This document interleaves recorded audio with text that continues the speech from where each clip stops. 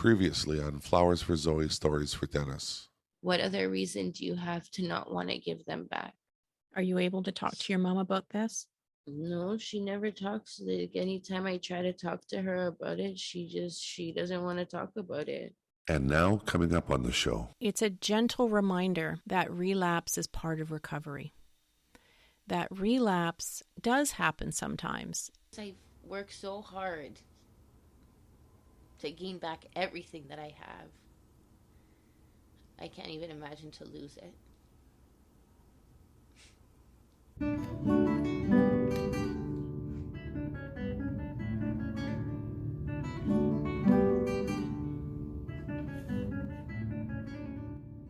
On today's episode, we talk about stages of change, and Zoe shares her thoughts on medication and building trust with her service providers.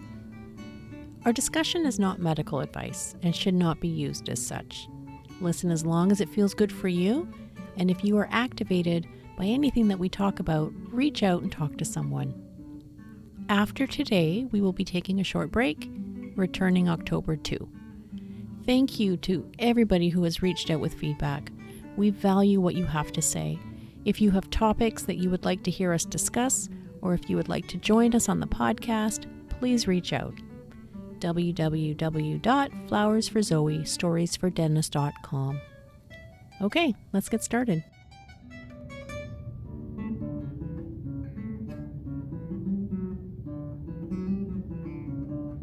Hello. Hi. Hello. Okay, welcome to podcast number 12. Today we're talking about stages of change. Before we jump into it, I'll talk a little bit about where did these stages of change come from. So stages of change is what's referred to as a trans-theoretical model of change. And it was developed back in the 70s by some researchers and theorists, Prochaska and Di Clemente. And Prochaska's stages of change have become a model of understanding how people make decisions about changes that they want to make. It's a model that's used in a lot of programs to help us understand where clients are at and to help us understand, how people make decisions about what they want to do and what stages of readiness look like. When this model was developed, it came out of some research on people and their habits with smoking. And this model transferred into more of a general model of just understanding how people move through change. This model of change looks at, steps 1, 2, 3, 4, 5, 6. But because it's in a circle, it means that you can kind of go round and round. The first stage is what we call precontemplative. It basically just means that you're not thinking about a change at all. You're like, no, not me. The second is what we call contemplation, which is where you start to think about, okay, well, maybe. The third part of this cycle is where you're getting ready to change. So this is preparation stage. And it might sound like, okay, what do I need to do now? The fourth part is called change, and this is the action stage where you're kind of got that mindset, let's do this. The next stage is maintenance, and that's where people may have taken some steps, and now they're in this stage of maintaining where they're at. Some people will move into termination. It's like, I don't need these stages anymore. I'm done. It's behind me now. I've graduated. And relapse is another part of what's possible. So in this stage of change, we recognize that relapse sometimes happens. And it doesn't mean that you're a failure. It doesn't mean that you're not going to get back into the cycle of change. It just means you can jump back at any time. And often when we are talking about behaviors with addiction, we often see that people move through these cycles. Sometimes people have cycled through a few times. So that's what we're going to talk about today. Stages of change. Nice. I mean, so many questions come up right away, like pre-contemplation. That's when you're not even thinking about change. You don't even think you have a problem. Yeah. And sometimes, other people might see a problem, but you don't see a problem. That's a really frustrating stage to be in. At least it is for the caregiver, because sometimes you see so clearly that something has to change. Something's going to change and you want it to be good. Do you remember being in a stage like that, where you're not thinking about change? You don't even think there's a problem? Yeah, that was a long time ago. That was like when I lived up north. You don't see the problem until it's too late, right? And then it's just there. I got pregnant in Barrie, and I was using, and I said, once I find out for sure, like, I'll just stop. Well, I found out and I couldn't stop using. And I was stuck, and Michael didn't know I was using. And I was like, I can't have a baby if I'm using, and I can't stop. Like, and I was stuck. And then I realized, like, that's a problem. Yeah. So then, once I realized it was a huge problem, like, I ended up going in for DNC because I just couldn't go through with it. Like, there was no way to have a baby and to be using and not be able to stop. Like, I couldn't. That's kind of when I realized, like, it's a bigger problem than I thought. If I can't stop once I'm pregnant, like, what am I going to stop for? Your pre-contemplation stage was a while ago. Yeah. Does that mean that you were in a contemplation state for how long then?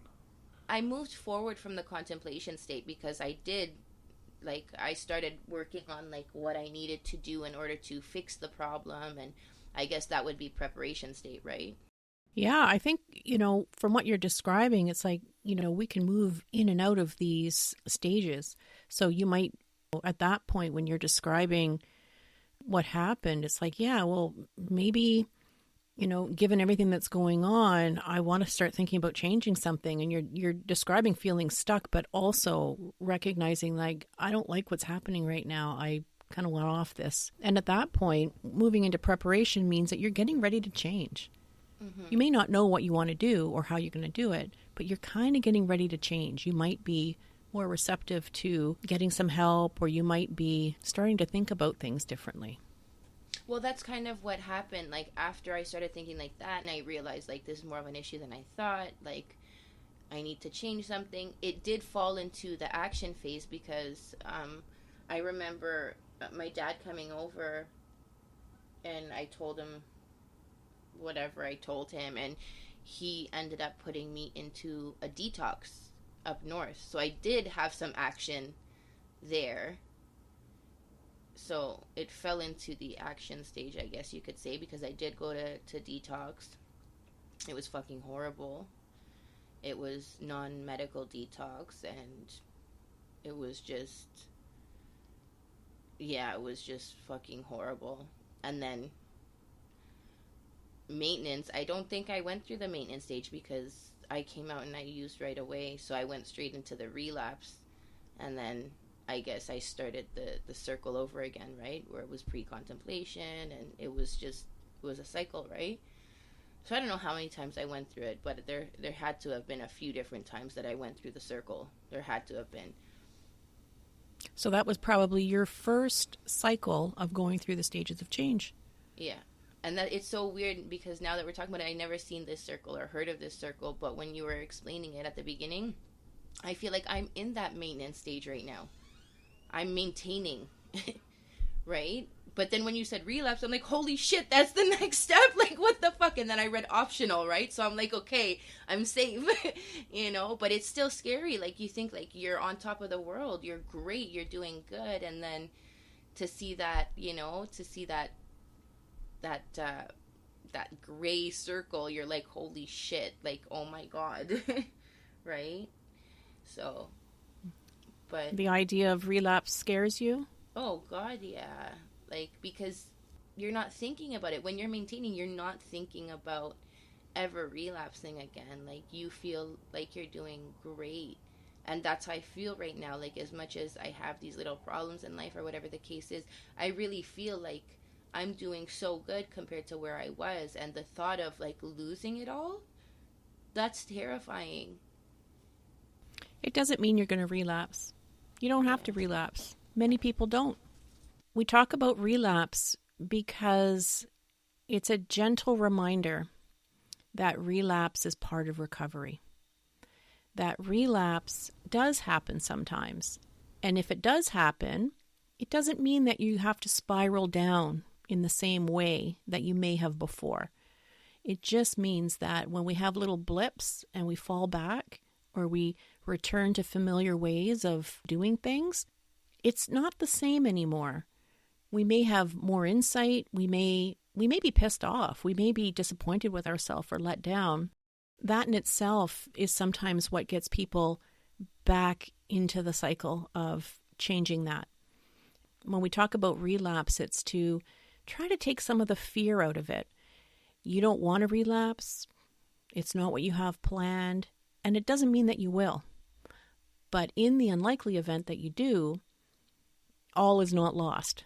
It just means that you get right back on with the plan, right? And you may at that point not really be able to go back to pre-contemplative because you know too much, right? So you might, when somebody relapses and they've done this a few times, they may jump right back into thinking about changing. That might be a really quick stage, and then they might quickly move into, preparing or changing again. So it's not like the 12 steps that everybody talks about. You don't have to start over from the very beginning. In this situation, you don't have to start from pre-contemplation. You can jump right into, I know my problem, I know that there's an issue, I know I gotta fix it, so we're gonna work into action now and we're just gonna make it happen. That's good. I mean, that's a good feeling, right? Because you don't have that feeling of like completely starting over again. Because that's really scary too, right? To start over from square one. That's intimidating. I bet. Yeah. So where are you now? Where do you see yourself now? I really think I'm in the maintenance right now. Like, I'm maintaining life. I'm maintaining everything at the moment. I don't see relapse in my life anymore. Of course, it's a fear for everyone because you just don't know. But like, I don't see myself having to redo this right now. You know. So that would suggest that you're in the maintenance phase. You're still kind of new in the maintenance phase, months in, right? Yeah. And so you might be looking at graduation. At some point, when you feel like you've been doing maintenance long enough, you might say, "Hey, I'm done. I've graduated." I think I'm gonna be ready for graduation once I've come down off of the um the medication that I'm on, and I can kind of put that stage behind me also. I don't know, I look at it like it's still a stepping stone of where I'm at, right? Like, would I be where I am if I wasn't maintaining in this way? Like, like the thought has crossed my mind, of course. Would I be as good as I am right now if I didn't have the medications that I'm on to maintain me? Right? So I feel like once I get that completely out of the way and I work on coming down off of my medications, and it's kind of, I can put that in my past too, I feel like not until then I'll be ready to fully feel the graduation part of the whole cycle. I want to give it till at least I come off of the prescribed medications I'm on. I don't want to have to depend on anything. And we're talking about Cadian and methadone. Yeah. When I hear Zoe talk about the possibility of relapse, because we've spoken about it a few times over the last months, it just seems like such a foreign time and place. And it's such a good feeling. Getting these feelings from you, I just feel so at ease and at peace. Yeah. You're so into life right now.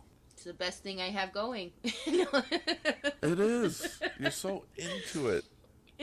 You got your hands into every aspect of life right now. Thinking about work, you think about school, you think about kids, you think about home. A couple of times you're thinking about travel. How nice would it be to go on a vacation? Yeah. Maybe one day. I guess when you see someone so into life like that, it just makes you feel comfortable. Yeah. So, would you say these are the things that are making it possible for you to stay in this maintenance phase? Are these the things that are motivating you? What's helping to keep you here? How come you're not relapsing? Because I've worked so hard to gain back everything that I have. I can't even imagine to lose it. Going back to the medication, like, that's a big reason of why I'm sober right now, off of all the bullshit and everything I was doing before. But it's still a way of maintaining my current sobriety, right? Like, in a way, I'm still I'm still dependent on a drug, and that doesn't make me feel 100%, right? Like, everything in life is great, but I'm still dependent on something, and I don't want that. Yeah, I hear you with that. Sometimes when I think about medication, and again, this is just a way of looking at it, but I think about how helpful medications are in our society. So let's just think about, people who depend on medication to manage other kinds of chronic conditions. Medications can help give us functional lives. It can help us keep our bodies working in the way that they need to. There are many, many people who depend on medications every day, whether that's to manage their blood pressure or take an insulin. Without these medications, it would be really, really difficult. I'm so pro I'm pro medications. I think that they're a great stepping stone for people, and they're used for when they're needed. I'm just in a stage now, like, I'm questioning, do I still need it? But I'm scared to make that next step in between. So I'm so pro, like, I am pro. Like, if you need it, you go for methadone, go for Suboxone. If there's something else that can be prescribed to you by a doctor's to where you're not using this crazy shit that people are adding, whatever the fuck they're adding to it, and you could die, like, go for it. I'm just in that loop of being scared to take the next step and knowing if I still need it or if I'm maintaining, right? So these are great questions to bring to your doctor and start that discussion about, okay, what might next steps look like? What do I need to take, and what might be an option? Yeah. Even without taking any steps, right? It might just be to get some information. So, what is the next step? I see my doctor Tuesday. Tuesday? Yeah, I can see her Tuesday. Well, I can see her any Tuesday I want. I've been stuck in this little box. Every Tuesday that comes, I just go in, I get my medication, and I leave for the week. And I'll see her next week. And then next week comes, and I do the same thing.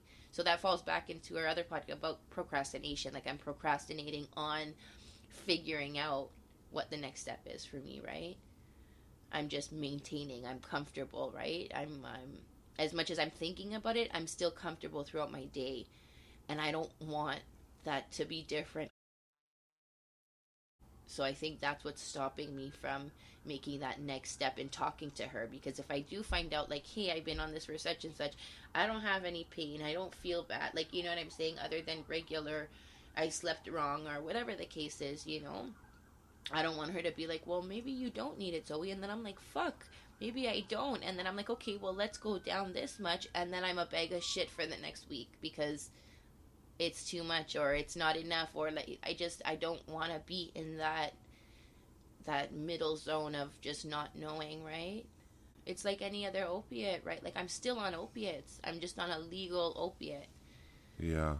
Right? So I'm still gonna go through not feeling well, I'm still gonna go through stuff like that. We have to really be on them to say we want to taper slowly, because otherwise they're going to want to cut that pill up in the easiest way possible. Cut by 25%. And because they're beads, it's like they'd rather just, because I'm on 40 milligrams of Cadian, it's slow release, instead of wanting to sit there and pick through beads and count them, they're just going to be like, okay, let's take 10 milligrams away because it's one pill. Yeah, let's not let them do that. And I don't know, and that's what's scaring me, is I don't want to feel like shit and then not be able to change that for a whole 7 days, you know? Yeah, this is big. This is a bit. I think this is a big issue. I think it takes a lot more resource to taper down slowly, to cut by 5%, 10%, than it does to cut by 25%. Oh, for sure. Yeah. 100%. You know, every pharmacy has a bottom line. It's plain and simple. I see it as it's black and white. And we want to go in there and say we want to taper down slowly. To gain a relationship with your pharmacist and your doctor is so important, and have them just know everything, because the more they know, the more they're comfortable with dealing with you. Like, I love my pharmacist. I love my doctor. Like, they're great. Like, I basically put it all on the table to my doctor, and she gave me nothing but her complete trust. And you know, I am where I am because of her. Like, if not, I might have still been having to go in and drink at the pharmacy every day. But I've earned my trust with her. I smacked everything down on the table. I said, here's my file. This is where I was 5 years ago. This is where I was a year ago. This is where I was 7 months ago. And this is where I am today. Like, look at who I am. Be the judge of who I am, because I can't come in here every day. It's literally almost impossible for me to do that with the way my life is. And she turned around, and that same day I got all my carries sent home with me, because I showed her who I was. Like, it's so important to have a relationship with your doctor, and a good one at that. And if you're not comfortable with your doctor, find a new doctor that you are, because it's not going to get you or anywhere, or your doctor. It's just not going to work. If you don't click with that doctor, being on methadone or Suboxone or whatever you're on, it's not going to work. It's a drug that takes time to trust the patient and to put trust in your doctor, right? So you need a click right off the hop with your doctor, and if you don't, I would suggest changing. I had a doctor for 10 years, and he changed on me, and I changed right away. I didn't stay with him. There was a few different things that he wasn't giving me my carries. He was forgetting about certain medications, and I seen that, and I said, like, you've been a great doctor for 10 years. I said, but you're fucking up. And I changed doctors. If I've been with you for 10 years and you don't know what I take on a daily, you don't know who I am. If I'm having problems and you're not sending my script, and I'm sitting here and you're not in your office for me to contact you to be like, you didn't send my script, and I'm stuck for a few days without my script, you're not good for me. You're going to be the reason I relapse. I can't have that. So it's just really important, And then with your pharmacist, it's great because they're willing to go that extra mile. And like, I don't think I'm worried about dealing with my pharmacy about them counting out beads for me out of my medication. Like, I don't think I'm worried about them taking me down 10% instead of 25 if I spoke with them, just because they know where I was, where I'm at, and where I want to be. Like, they know that outlook that I have on my life and where I want to get to, and they're willing to do anything and everything to get me there, right? So it's good. It's almost like they're a part of the team, right? Like they're rooting, right? Yeah, I. Oh, it's so nice to hear everything you said. So because that's what happens when you share your story with people. Yeah. You give them a chance to feel what you feel, Yeah.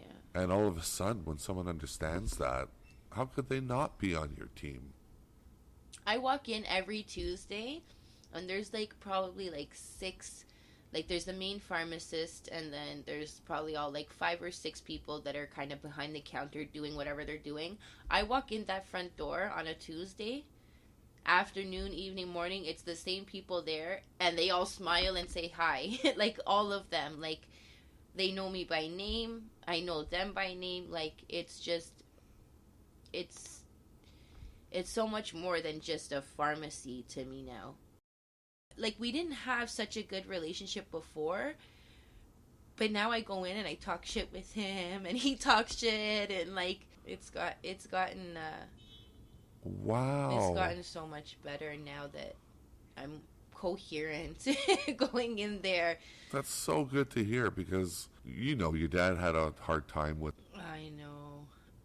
Yeah. Oh, it's so nice to hear that you're building your community of support, your team. You're always building your team. It benefits you so much to have a good relationship with the people that you see every day in the doctors or the pharmacy, and it just benefits you. How was your relationship with them before 6 months ago? I wouldn't say it was bad, but there was no relationship. Like I was just another person that's seen a doctor there, that got my medication, and they all know if you're using or not. Like they just know. Like they see it all day, every day. People coming in and out of there that have drug addictions. They know when you're using. Like, and they knew I was using when I was using, and they know I'm not now. And it's just we didn't have the relationship that we had now. It wasn't bad, but it wasn't good. Like I didn't stand out to them. I was just another person that came in there to dose and to see the doctor, and you know, they seen my face more so 6 months ago than they do now, and our relationship is better now. I see them once a week now, and my relationship is so much better with them than it was when I seen them every day. Put it that way. I'll tell you, Zoe, the change wasn't just you. Your relationship with them 6 months ago was, like you said, there was no relationship because they didn't understand, but they also went through a growth spurt. And that growth spurt happened when we shared your story with them. I remember. I remember it. When you start telling your story to someone, it starts off subtle, and then they're like, holy shit. Yeah, this girl needs help. She needs support, and it changes things. It wasn't just you that went through some change. You changed other people around you too. Yeah, I think what I hear you saying is, as things began to change with Zoe, things began to change with the service providers too. They started noticing different things. Maybe they were seeing something different with you. Maybe your behavior was changing too. Everybody was kind of changing at the same time. I think that's what it was too. Is they seen, like, I'm not trying to like toot my own horn or like but speaking to certain people in the pharmacy, such as the other guy, I can't remember his name, but the guy with the glasses, like I've spoke to both of them on separate occasions, and they said, we have seen people at their worst that start to get better, that fall back down, that end up being successful, but it has never happened in less than a year. Like I think that was the difference. It is, and I think you should toot your own horn. You always say that. You think that I should give myself the full hurrah. Some people have a knack of being able to toot their own horn without looking conceited or stuck up or anything like that. I don't know how to do that. I don't want to feel like that, and especially because we're doing this to help other people. Like, I don't want them to compare themselves to me. I don't want them to be like, well, because we all have different issues. We all have different reasoning behind why we've done things. Like, no story is the same. This is just my story and how we as a team and a family got through it. Right? So I don't want to turn around and be like, well, I got this done in this amount of time, and somebody's been struggling with this for 20 fucking years. Like, I don't want people to feel like I'm any better than them, because we all have our issues. We all have our way of dealing with them. We all have reasoning behind the things that we've done or continue to do. And that doesn't make me any better than any one of my fellow addicts out there. Like, we are in the same boat, just for different reasons. I love that you call them fellow addicts, by the way. Yeah, I mean, everyone, I guess, has to balance that tooting your own horn and then recognizing when something great happens in life. Something really great happened here, and it's important to talk about. Yeah, I hope you talk about it all the time for the rest of your life, because it is. It's something great to talk about. Maybe you get sick of talking about it. I don't know. No, Have you? honestly, I don't. I don't think I'll ever get sick and tired of talking about it. I'm glad you came on today. Me too. It's really nice connecting with you. I so enjoy hearing your stories and all the information that you're sharing. I'm glad we're connected. I'm glad as a family we're more connected than ever. I don't think we've ever been this connected before. Yeah, and I'm so proud of you. Thank you. And thank you for helping us too. You're helping our family grow. But this whole experience, has opened everything up for me. Like, I was very closed off before with talking about things. Like, I think even up until I came out of detox, like, a lot of the reason why I just didn't answer anybody and didn't want to talk to anybody, because it had a lot to do with my dad. Like, I didn't want to face reality of talking to Carrie or Nana or you or Uncle Daniel. I just wanted to shut it out for the time being. Like, I didn't want to talk, because if I spoke to you guys, it was like, you're my dad's sister, you're my dad's brother, that's dad's mom, that's dad's wife. Like, I just didn't want it. And it might sound horrible, but I think that was just a way that I was able to deal with that at that moment, until I was okay to deal with it a different way. Right? So it was nothing personal against anybody. It was just me shutting dad's whole side of the family out, so that I wasn't thinking about it. It wasn't in my face. I wasn't talking about it. But this whole situation that has happened was such a big change, because now I talk about my feelings. I express how I feel about things, and I'm more open to talk about things, whereas before I didn't want to do that. Right? And this whole podcast and everything that has happened, and I'm just more open with everything now. And it's good to not feel like I have to carry the weight of all the fucking bullshit by myself. Like, it's a good feeling to be able to share the hardships with everybody that's in our circle or our family, or like, none of us have to deal with dad passing away, or shit going on with our kid problems alone. Like, we all have that safe spot to talk to each other about it with no judgment and just nothing but good help. And it's just, it's so much better to have what we have than to just not talk or not speak about it because it's too hard.